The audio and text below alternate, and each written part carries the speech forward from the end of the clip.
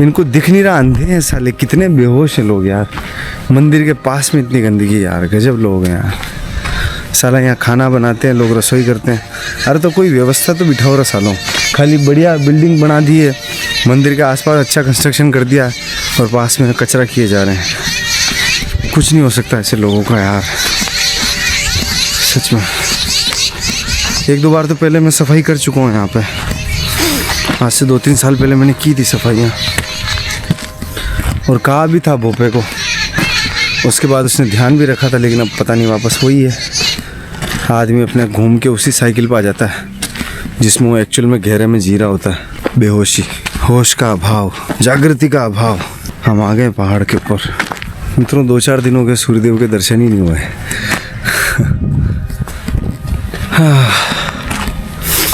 Proper जैसे दर्शन होने चाहिए ना, वैसे नहीं हुए।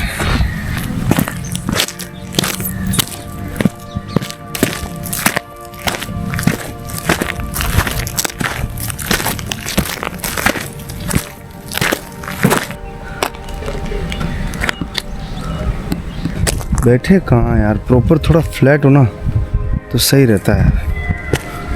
उधर चल के देखते हैं, थोड़ा सा एक्सप्लोर करते हैं, कहीं फ्लैट सरफेस मिल जाए मेरे को। प्रॉपर थोड़ी फ्लैट चट्टान। दोस्तों फ्लैट चट्टान ढूंढते हैं। दोस्तों एक ही चट्टान है लेकिन ये भी फ्लैट नहीं है। अपने पुरानी वाली जगह पे चलते हैं, इस पहाड़ की जहाँ पहले हम बैठे हुए हैं वहीं चलते हैं। कलर्स कितने प्यारे निकल के आते हैं ना कैमरे में, इस लाइट के अंदर। सब कुछ बैलेंस है, देखो एक्सपोजर वगैरह सब कुछ। हाँ, क्योंकि ये समझ लो सूर्य देवता लाइट की तरह चल रहे हैं, लेकिन सामने एक पर्दा अलग लगा दिया अपन ने, तो ओवर एक्सपोज नहीं हो रहे। तो हम आ गए हमारी पुरानी जगह पे। है तो ये उबड़ खाबड़, लेकिन यहाँ हम पहले बैठे हैं तो यहाँ अच्छा लगता है, तो यहीं बैठते हैं। मित्रों सबसे पहले सूर्यदेव को जल का अर्पण कर देते हैं, क्योंकि सूर्यदेव आ गए हैं बाहर, बस बादलों में छिपे हुए हैं। ओम सूर्यदेवाय नमः, ओम सूर्यदेवाय नमः। सूर्यदेव को जल का अर्पण कर दिया। अब हम 30 मिनट के लिए ध्यान में बैठेंगे और बिल्कुल साइलेंट सिटिंग करेंगे। आगे चक्र को देखते हुए अपनी श्वासों का होश बनाए रखेंगे।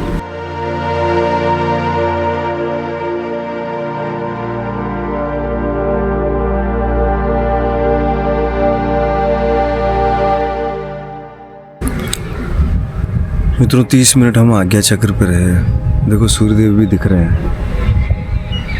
लेकिन बादलों के पीछे छुप गए हैं। वहाँ पे धूप पड़ रही है मंदिर के वहाँ, यहाँ पे छाया है। जीवन भी कुछ ऐसा ही है, धूप छाँव का खेल है।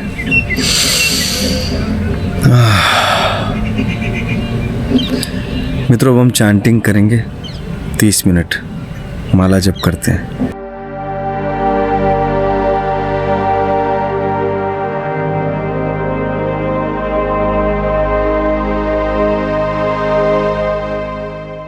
वहाँ देखो सामने नज़ारा कैसा है।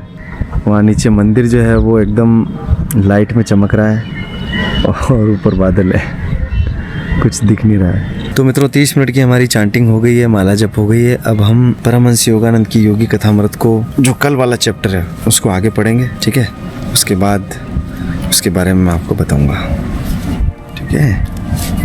बहुत आनंद आ रहा है दोस्तों। मौसम एकदम साफ हो गया है, सूर्य देवता आ गए हैं।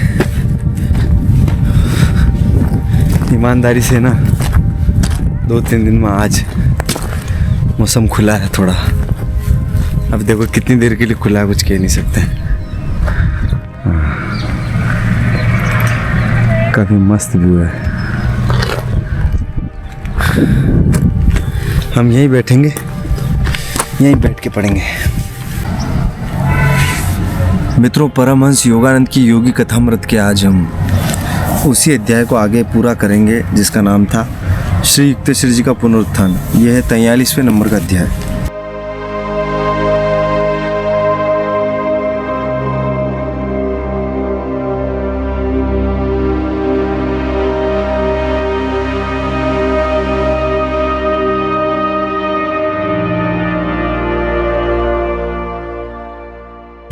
दोस्तों, जैसा कि मैंने आपको कल बताया था, ये चैप्टर लगभग 27-28 पेज का है। कल हमने 8-10 पेज कवर किए थे।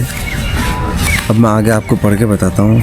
बहुत ही अद्भुत बातें आपको सुनने को मिलेगी। योगानंद जी के गुरुदेव आगे कहते हैं कि सूक्ष्म जगत में रहने वालों को अपना तेज युक्त शरीर छोड़ते समय मृत्यु के साथ कष्टकर संघर्ष नहीं करना पड़ता, परंतु इनमें से कुछ लोग अपना सूक्ष्म शरीर छोड़कर उससे भी सूक्ष्म कारण शरीर में जाने के विचार से किंचित घबरा उठते हैं। सूक्ष्म जगत अनचाही मृत्यु, रोग, व्याधि और वृद्धावस्था से मुक्त है।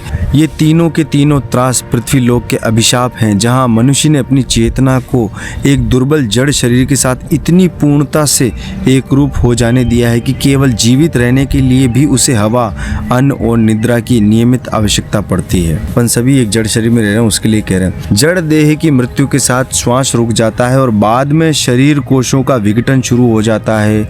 सूक्ष्म शरीर की मृत्यु होने पर जिन प्राण अणुओं से वह बना था, वह सब प्राण अणु, प्राण शक्ति की कणिकाएं बिखर जाते हैं। जड़ देह की मृत्यु होने पर जीव का अपने रक्त मांस के शरीर का बोध नष्ट हो जाता है और सूक्ष्म जगत में अपने सूक्ष्म शरीर का बोध उसे होता है। यथा समय सूक्ष्म जगत में उसकी मृत्यु हो जाती है और इस प्रकार सूक्ष्म जगत के जन्म मृत्यु को अनुभव कर वह फिर से स्थूल जगत के जन्म मृत्यु को अनुभव करता है। इस प्रकार सूक्ष्म और स्थूल जन्म मृत्यु के चक्रों से बार बार गुजरना ही मायाबद्ध जीवों की अपरिहार्य नियति है। कितनी गहरी बात है। शास्त्रों में दिए गए स्वर्ग और नरक के वर्णन सुनकर मनुष्य के अंतर्मन के गहन तल में सुप्त पड़ी सुख में सूक्ष्म जगत के और दुख में पार्थिव जगत के अनुभवों की स्मृतियां कभी कभी जाग उठती है। मित्रों, इसके बाद योगानंद जी ने अपने गुरुदेव से एक बहुत ही गहरा प्रश्न पूछा। उन्होंने पूछा कि पूज्य गुरुदेव, पृथ्वी लोक में और सूक्ष्म जगत में तथा कारण जगत में जो पुनर्जन्म होते हैं उनमें क्या फर्क है, ये जरा अधिक विस्तार से बताइएगा। फिर गुरुदेव ने आगे बताया, पृथक आत्मा के रूप में मनुष्य मूलतः कारण शरीरधारी आत्मा है। मतलब पृथक आत्मा के रूप में मनुष्य मूलतः कारण शरीरधारी आत्मा है। ये कारण शरीर 35 बीज रूप भावों का गर्भ स्थान है। इन 35 बीजों में से वे 35 मूल भाव शक्तियां या कारक विचार शक्तियां विकसित हुई है, जिनसे विधाता ने बाद में 19 तत्वों वाले सूक्ष्म शरीर तथा 16 तत्वों वाले स्थूल शरीर का सृजन किया है। हमारा ये जो शरीर है, स्थूल शरीर, ये 16 तत्वों से बना है। अब आगे सुनिए वो तत्व कौन से। सूक्ष्म शरीर के 19 तत्व मनो में, भाव में और प्राण में हैं। ये 19 तत्व हैं बुद्धि, अहंकार, चित्त, मनस, इंद्रिय, चैतन्य, 5 ज्ञानेंद्रिय जो शब्द, स्पर्श, रस, रूप, गंध की इंद्रियों के सूक्ष्म रूप हैं। और इसके बाद आती है 5 कर्मेंद्रियां जो प्रजनन, मल विसर्जन, वाणी, चलने फिरने और कौशल प्रकट करने की क्षमताओं का कार्य वहन करने में मानसिक संदेशों के आदान प्रदान का कार्य करती है। उसके बाद आते हैं 5 प्राण जो शरीर में चयापचय या रस प्रक्रिया, अन्न के विघटित तत्वों को शरीर में आत्मसात करने का, रसों को शरीर की आवश्यकता अनुसार घन रूप में परिवर्तित करने का, मल को निस्सारण करने का तथा रक्त को संचारण करने का कार्य करते हैं। यहाँ ये बात ध्यान से सुनिएगा। इन 19 तत्वों से बना ये सूक्ष्म शरीर 16 रासायनिक तत्वों से बने स्थूल शरीर की मृत्यु के बाद भी जीवित रहता है। मतलब अपनी ये बॉडी मर जाती है, लेकिन वो जो कारण शरीर है, वो सूक्ष्म शरीर है, वो दोनों जीवित रहते हैं। ईश्वर ने अपने भीतर ही विविध योजनाएं बनाई और उन्हें स्वप्न में प्रत्यक्ष रूप दिया। इस प्रकार माया सापेक्षता के अपने अनंत विराट आभूषणों से सज धज कर प्रकट हुई, जो अपन ये सब देख रहे हैं, अपनी आंखों के सामने दिख रहा है। कारण शरीर की 35 भाव श्रेणियों में ईश्वर ने मनुष्य के सूक्ष्म शरीर से संबंधित 19 तथा स्थूल शरीर से संबंधित 16 भावों के सर्वांगीण पहलुओं को विस्तृत रूप से अंतर्निहित रखा। स्पंदित होती शक्तियों से पहले सूक्ष्म रूप से और फिर स्थूल रूप से स्थिर करते हुए सघन बनाकर ईश्वर ने मनुष्य का पहले सूक्ष्म शरीर बनाया और फिर उसके बाद स्थूल शरीर। मित्रों, आगे क्या कहते हैं, जिस सापेक्षता के नियम के कारण एकमात्र परम शुद्ध ब्रह्मा ने अनेक रूप धारण कर लिए, उसी नियम की वजह से कारण जगत और कारण शरीर सूक्ष्म जगत तथा सूक्ष्म शरीर से भिन्न है।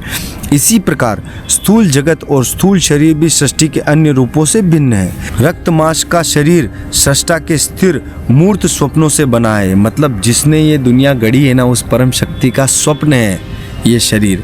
पृथ्वी पर द्वैत युगल सदा ही विद्यमान रहते हैं। डुअलिटी हमेशा मौजूद रहती है, जैसे स्वास्थ्य और रोग, सुख और दुख, धूप और छांव, हानि और लाभ। मनुष्य देखते हैं कि त्रिआयामी स्थूल जगत में वे सीमाओं और प्रतिरोधों से आबद्ध है। मनुष्य की जीवित रहने की इच्छा को जब रोग या अन्य कारणों से गहरा धक्का लगता है तब मृत्यु का आगमन होता है और ये स्थूल शरीर का बोझिल चोला कुछ देर के लिए उतर जाता है। परंतु जब ये स्थूल शरीर मर जाता है, इस अवस्था में भी आत्मा सूक्ष्म तथा कारण शरीरों में आबद्ध रहती है। तीनों शरीरों को एक साथ पकड़कर रखने वाली शक्ति है मनुष्य की इच्छा। मित्रों, ये तीनों शरीर कौन कौन से शरीर? स्थूल शरीर, सूक्ष्म शरीर और कारण शरीर। इन तीनों शरीरों को एक साथ पकड़कर रखने वाली शक्ति है मनुष्य की इच्छा। क्या है? इन तीनों पिंजरों में हम क्यों कैद है? अपनी इच्छा के कारण कैद है। अतृप्त इच्छाओं की शक्ति ही मनुष्य की दासता की जड़ है। कितनी गहरी बात है, बहुत ध्यान से सुनिएगा। अतृप्त इच्छाओं की शक्ति ही मनुष्य की दासता की जड़ है। भौतिक वासनाओं की जड़ जो है वो अहंकार और इंद्रिय सुख में निहित है। इंद्रिय सुख की लालसा या विवशता सूक्ष्म जगत की अनुरुक्तियों या कारण जगत की अनुभूतियों से संबंधित आकर्षण शक्ति से अधिक बलवान होती है। सूक्ष्म जगत में उपभोग स्पंदनों के अर्थ में होता है। सूक्ष्म जगतवासी ब्रह्मांडों के सूक्ष्म आकाशीय संगीत का आनंद लेते हैं और ये देखकर मंत्रमुग्ध हो जाते हैं कि समस्त सृष्टि परिवर्तनशील प्रकाश की ही अनंत अभिव्यक्तियां हैं। सूक्ष्म जगत के लोग प्रकाश के गंध, रस और स्पर्श का अनुभव भी करते हैं। इस प्रकार सूक्ष्म जगत में इच्छा वासनाओं का उपभोग न कर पाना उस जीव की प्रकाश को सब उपभोग वस्तुओं और अनुभवों के रूप या अपने विचारों या स्वप्नों के सघन रूप में प्रकट कर पाने की क्षमता से संबंधित है। शरीर का अर्थ है आत्मा का पिंजरा। ध्यान से सुनिएगा, शरीर का अर्थ है आत्मा का पिंजरा। ये तीन शरीर आत्मा के लिए तीन पिंजरे हैं। कौन कौन से? स्थूल शरीर, सूक्ष्म शरीर और कारण शरीर। जब तक मनुष्य की आत्मा 1, 2 या 3 देह घटों में बंद है और उन घटों पर अज्ञान तथा इच्छा वासनाओं के ढक्कन लगे हुए हैं, तब तक वे ब्रह्म सागर में विलीन नहीं हो सकती। ये 3 ढक्कन कौन से हैं? स्थूल शरीर, कारण शरीर और सूक्ष्म शरीर के ढक्कन। जब स्थूल देह घट को मृत्यु का घन तोड़ देता है, तब भी सूक्ष्म शरीर और कारण शरीर के 2 घटों में आत्मा बंद रहती है। इसीलिए वह सर्वव्यापी जीवन सागर या कि कहें परम तत्व में विलीन नहीं हो सकती। जब ज्ञान के द्वारा इच्छा रहितता आती है, तब उसकी शक्ति शेष 2 घटों को तोड़ देती है। इस प्रकार आखिरी नन्ही सी मानव आत्मा मुक्त हो जाती है। तब वह मायातीत परम तत्व के साथ एक हो जाती है। जैसे लाहिड़ी महाशय के सुप्त मन में किसी पूर्व जन्म से चली आ रही महल की इच्छा से उन्हें मुक्त कराने में बाबा जी ने उनकी सहायता की थी। अपन ने लास्ट वाले पिछले चैप्टरों में पढ़ाई है कि लाहिड़ी महाशय के मन में कहीं न कहीं पिछले जन्मों में एक अतृप्त इच्छा थी को एक स्वर्ण के महल में जाएं, उसमें रहें। तो बाबा जी ने वो स्वर्ण महल अपनी इच्छा शक्ति से प्रकट किया और उसमें लाहिड़ी महाशय रहे और अपनी पूरी इच्छा की पूर्ति के बाद उन्होंने कहा कि ठीक है, अब तेरे सारे कर्मों का जाल खत्म हो गया, ये आखिरी इच्छा थी, आखिरी वासना थी, ये भी चलेगी, अब तेरे ऊपर कोई ऋण नहीं है, तू पूरी तरह से मुक्त हो गया है। जैसा कि बाइबल में कोडिंग के अंदर कहा गया है। और उन्होंने उससे कहा कि जहां भी शव होगा वहीं गिद्ध एकत्रित हो जाएंगे। मतलब जहां भी आत्मा स्थूल शरीर में होगी या सूक्ष्म शरीर में होगी या कारण शरीर में होगी, वहीं वासनाओं के गिद्ध आत्मा को बंदी बनाकर रखने के लिए एकत्रित होंगे। जो मनुष्य की इंद्रिय लोलुपता या सूक्ष्म जगत की या कारण जगत की आसक्तियों के भक्ष्य पर झपटते हैं, वो गिद्ध कौन से? वासनाओं के। मित्रों, ये जो एपिसोड है बहुत लंबा होने वाला है, मुझे पता है। कोई बात नहीं, जिसको देखना है देखो, जिसको नहीं देखना हो मत देखो।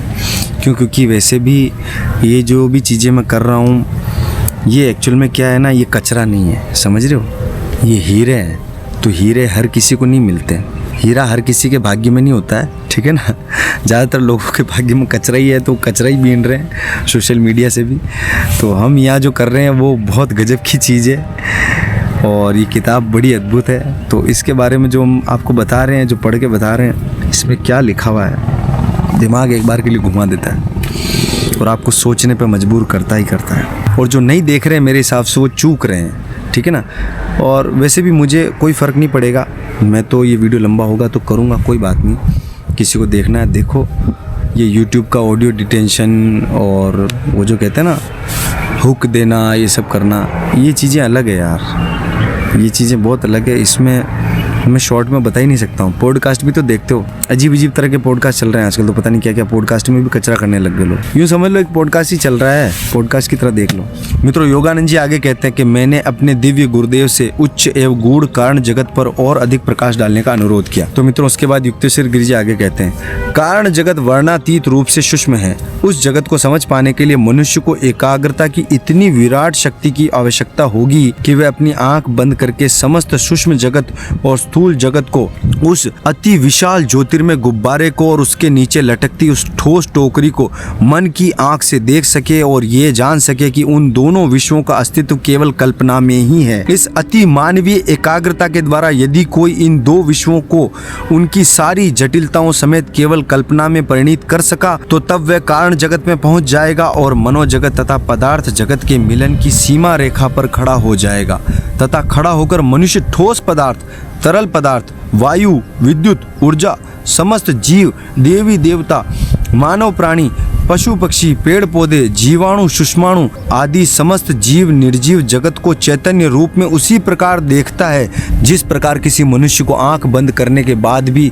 स्वबोध रहता है, अपना बोध रहता है कि मैं हूँ। आंख बंद करने के बाद भी जो कुछ भी मनुष्य कल्पना में कर सकता है वह सब एक कारण जगतवासी वास्तव में कर सकता है। बड़ी से बड़ी कल्पनाशील मानव बुद्धि भी केवल मन में ही विचार के एक छोर से दूसरे छोर तक दौड़ लगा सकती है, एक ग्रह से दूसरे ग्रह पर छलांग लगा सकती है, या अनंतता के विवर में अंतहीन रूप से नीचे नीचे जा सकती है, या रॉकेट की तरह आकाश में उड़ान भर सकती है, या आकाश गंगाओं नक्षत्र पुंजों के बीच सर्च लाइट की भांति जगमगा सकती है। परंतु कारण जगतवासियों के पास इससे बहुत अधिक स्वतंत्रता है। वे बिना किसी भौतिक या सूक्ष्म बाधा के या बिना किसी कर्म बंधन की मर्यादा के अपनी इच्छाओं को सहज ही तत्क्षण साकार कर सकते हैं। कारण जगतवासियों को यह ज्ञान है कि ना तो स्थूल जगत मूलतः इलेक्ट्रॉनों विद्युत अणुओं से बना है और ना ही सूक्ष्म जगत मूलतः प्राण कणिकाओं या कि प्राण अणु से बना है, बल्कि ये दोनों ही जगत ईश्वरीय विचार तत्व की सूक्ष्मतम कणिकाओं से बने हैं जिन्हें माया ने अर्थात सापेक्षता के नियम ने खंडित और विघटित कर दिया है। माया की भूमिका स्पष्टतः सृष्टि को सृष्टा से विभक्त करना ही है। कारण जगत में वास करने वाली आत्माएं परस्पर एक दूसरे को आनंद में परम तत्व के पृथक पृथक बिंदुओं के रूप में पहचानती है। उनके आसपास केवल उनके विचारों से उत्पन्न वस्तुएं ही रहती है। कारण जगतवासी अपने शरीरों और विचारों के बीच केवल कल्पनाओं का ही अंतर देखते हैं।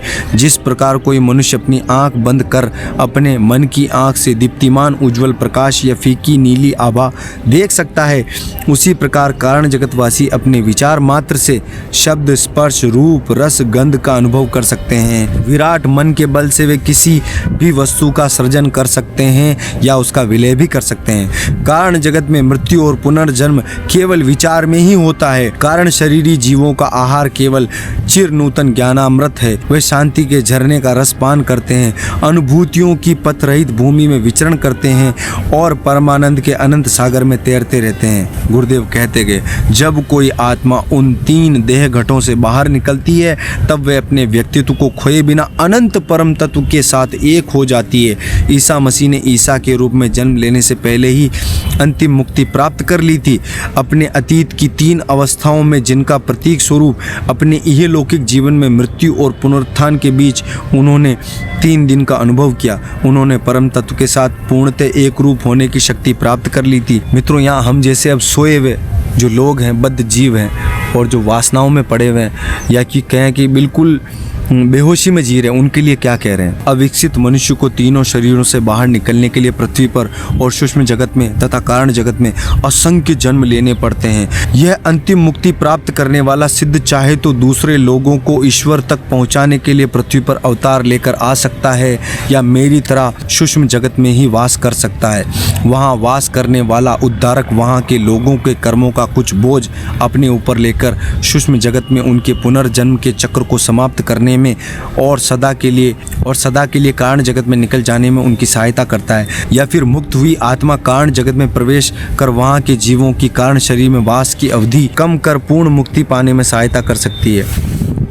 मित्रों, इसके बाद योगानंद जी अपने गुरुदेव से पूछते हैं हे पुनरुत्थित आत्मन, मैं उन कर्मों के विषय में अधिक जानना चाहता हूँ जो जीवों को तीन जगत में लौट आने के लिए विवश करते हैं। मेरे मन में विचार आ रहा था कि मैं सदा के लिए अपने सर्वज्ञ गुरु के वचनों को सुनता ही रहूं। पृथ्वी पर अपने गुरु के जीवन के दौरान मैं कभी उनसे इतना ज्ञान एक बार में आत्मसात नहीं कर सका था। अब पहली बार जीवन और मृत्यु के शतरंज के गूढ़ अंतरालों का सुस्पष्ट और निश्चित ज्ञान मुझे हो रहा था। योगानंद जी आगे कहते हैं कि इसके बाद मेरे गुरुदेव ने अपनी आह्लादिक आवाज में बताना शुरू किया, जब मनुष्य के सारे भौतिक कर्मों का अर्थात उसकी सारी इच्छा वासनाओं का पूर्ण नाश हो जाए, तभी वह सूक्ष्म जगत में अखंड वास कर सकता है।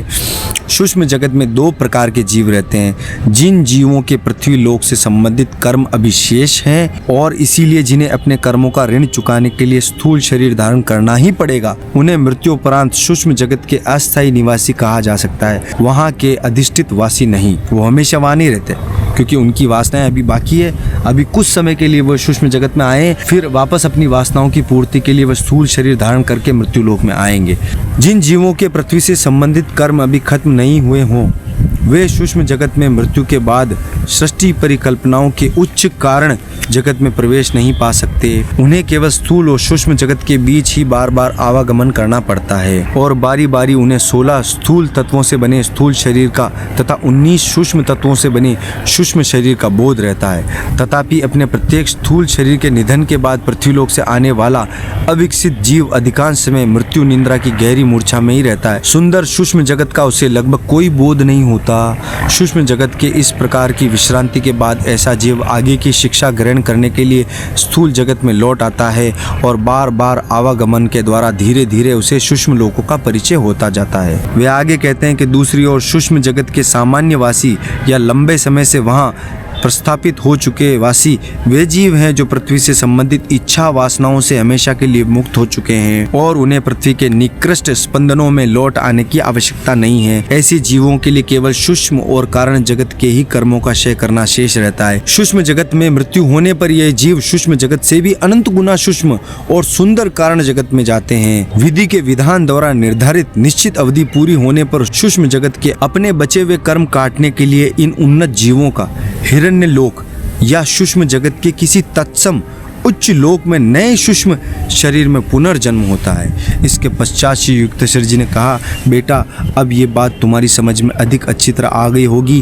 कि ईश्वर की आज्ञा से ही मेरा पुनरुत्थान हुआ है और ये पुनरुत्थान विशेषकर उन आत्माओं का उद्धार करने के लिए हुआ है जो कारण जगत से लौटकर सूक्ष्म जगत में पुनर्जन्म धारण करती हैं। उन आत्माओं के लिए नहीं जो पृथ्वी लोक से सूक्ष्म जगत में आते हैं। पृथ्वी लोक से आने वाले जीवों के पृथ्वी से संबंधित यदि कर्म शेष हों तो वे हिरण्य लोक के समान किसी अति उच्च लोक तक नहीं पहुंच सकते। जिस प्रकार पृथ्वी के अधिकांश लोगों ने ध्यान से प्राप्त होने वाली अंतर्दृष्टि के द्वारा सूक्ष्म जगत के जीवन के उच्चतर सुखों और लाभों को पहचानना नहीं सीखा और इसीलिए मृत्यु के बाद पृथ्वी के ही सीमित निकृष्ट सुखों में लौट आने की उनकी इच्छा होती है, उसी प्रकार सूक्ष्म जगत में वास करने वाले अनेक जीव अपने सूक्ष्म शरीर के विघटन के समय कारण जगत के आध्यात्मिक आनंद की उच्च अवस्था की कोई कल्पना नहीं कर पाते और उसकी तुलना में सूक्ष्म जगत के अधिक स्थूल एवं निकृष्ट सुखों पर ही अपने विचार केंद्रित रखने के कारण उस सूक्ष्म जगत में ही लौट आने को ललायित रहते हैं। ऐसे जीवों के लिए सूक्ष्म जगत में मृत्यु के बाद उस कारण जगत के भाव लोकों में अखंड वास कर पाने के लिए जो विधाता से केवल एक महीन पर्दे द्वारा ही अलग है, सूक्ष्म जगत से संबंधित अत्यंत भारी कर्मों को काटना आवश्यक होता है। आगे वो कारण जगत के लिए क्या कहते हैं, कारण जगत में कोई जीव तभी हमेशा के लिए रह सकता है जब आंखों को सुखद लगने वाले सूक्ष्म जगत के किसी सुख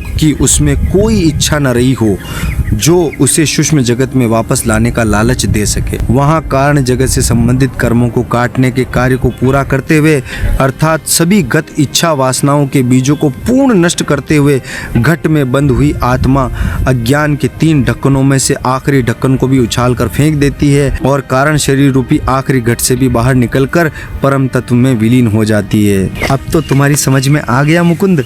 गुरुदेव ने अत्यंत मधुर मुस्कान के साथ पूछा।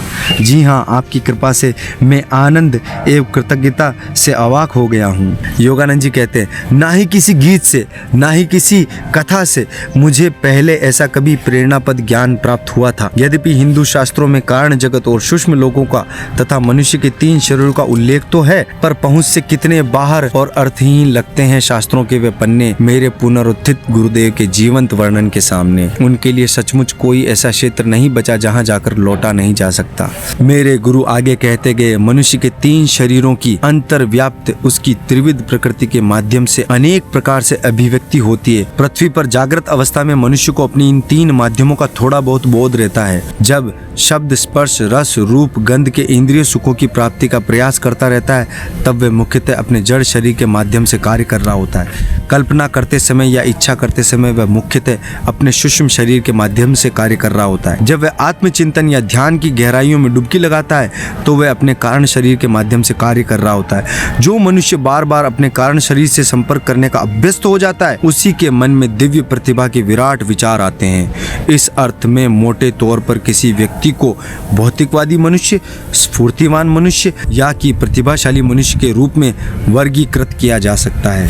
तीनों जो शरीर हो गए, पहला शरीर जो स्थूल शरीर है वो भौतिकवादी मनुष्य है, और जो सूक्ष्म शरीर है वो स्फूर्तिवान मनुष्य है, और जो कारण शरीर है वो प्रतिभाशाली मनुष्य है। वो आगे क्या कहते हैं, मनुष्य प्रतिदिन लगभग 16 घंटों तक अपने जड़ माध्यम के साथ एक रूप होकर रहता है, फिर वह सोता है, और इसमें यदि वह स्वप्न देखता है तो वह अपने सूक्ष्म शरीर के साथ एक रूप रहता है, और सूक्ष्म जगतवासियों की भांति ही बिना किसी प्रयास के किसी भी वस्तु की सृष्टि करता रहता है अपने स्वप्न में। यदि मनुष्य की नींद गहरी और स्वप्न रहित हो तो वह कई घंटों तक के लिए अपनी चेतना को, अपने अहम भाव को अपने कारण शरीर में स्थानांतरित कर सकता है, और ऐसी नींद मनुष्य में नव शक्ति का संचार कर देती है। जबकि स्वप्न दृष्टा अपने कारण शरीर से नहीं बल्कि सूक्ष्म शरीर से ही संपर्क कर पाता है, उसकी नींद पूर्णतः नव शक्ति का संचार नहीं कर सकती।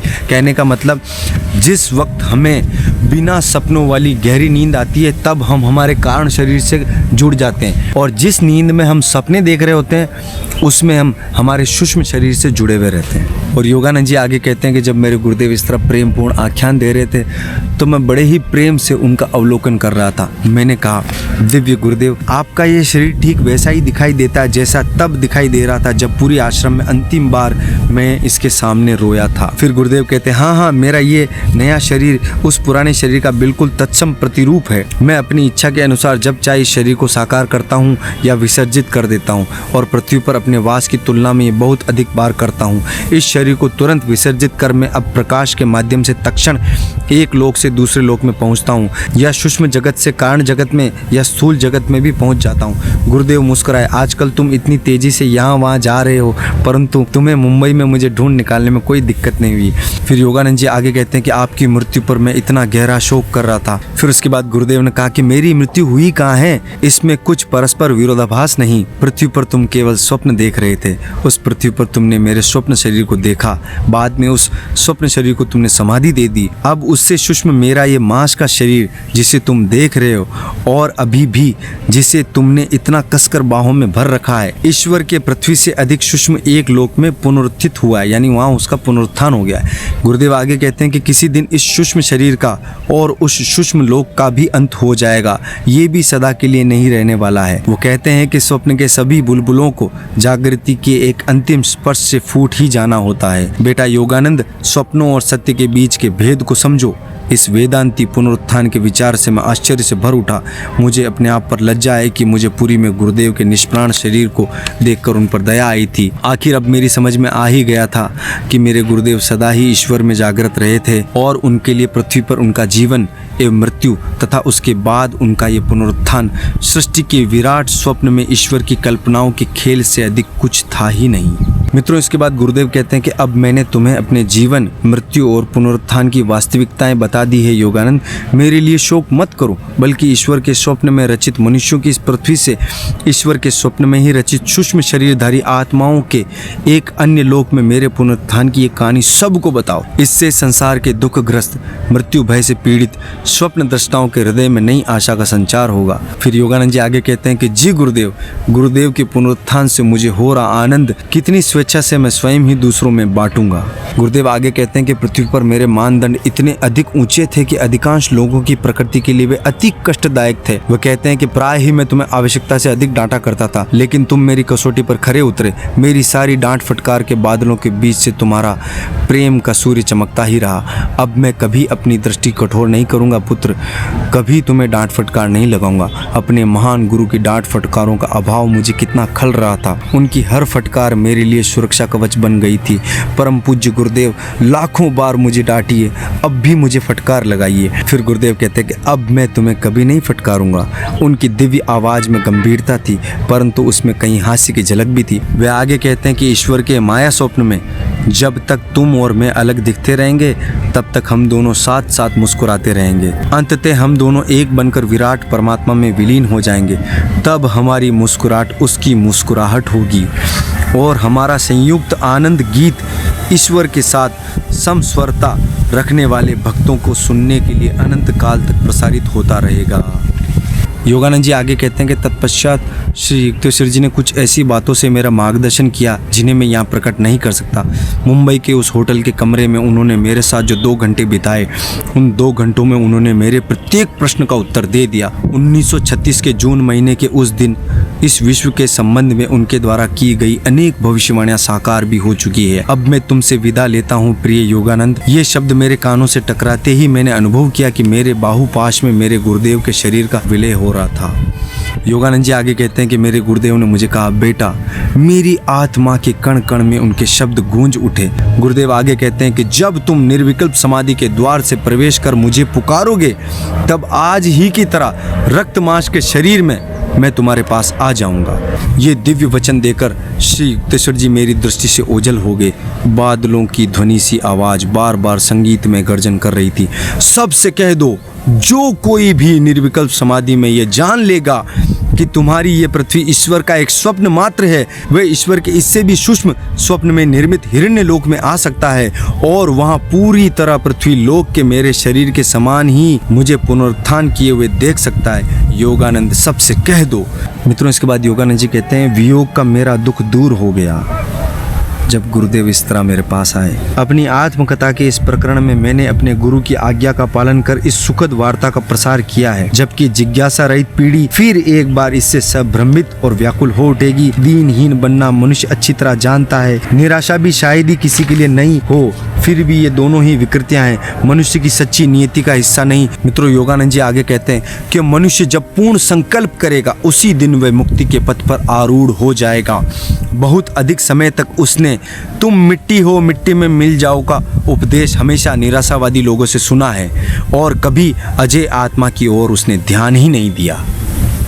तो मित्रों, ये था जो आज हमने पढ़ा। काफ़ी लंबा था लेकिन बड़ा ही अद्भुत था। स्थूल देह, सूक्ष्म देह और कारण देह। स्थूल शरीर, सूक्ष्म शरीर और कारण शरीर। स्थूल लोक, सूक्ष्म लोक और कारण लोक। ये तीनों, इन तीनों के अंदर हम जकड़े हुए हैं। 99% तो हम स्थूल शरीर में जकड़े हुए हैं ना, इसीलिए अनंत बार आ रहे हैं और जा रहे हैं। जन्म हो रहा है, मृत्यु हो रही है, ये लगा ही हुआ है। स्थूल संसार में अगर कोई थोड़ी उन्नति करता है तो सूक्ष्म लोक में वास करता है, और अगर वहाँ से उन्नति करता है तो कारण लोक में चला जाता है, और कारण लोक से भी मुक्त होता है तो वो तीनों को काट कर वो तीनों ढक्कन उछाल के फेंक देती है आत्मा। कैसा कह रहे थे, जैसे उन्होंने कहा ना कि स्थूल शरीर, सूक्ष्म शरीर और कारण शरीर के तीनों अज्ञान के ढक्कनों को उछाल के फेंक देती है आत्मा और परम तत्व के महासागर में विलीन हो जाती है और चिदानंद परमानंद में स्थित हो जाती है। तो मित्रों, सभी को मेरा प्रणाम। जय जय श्री शंभू, जय भवानी। मिलते हैं अगले ब्लॉग में।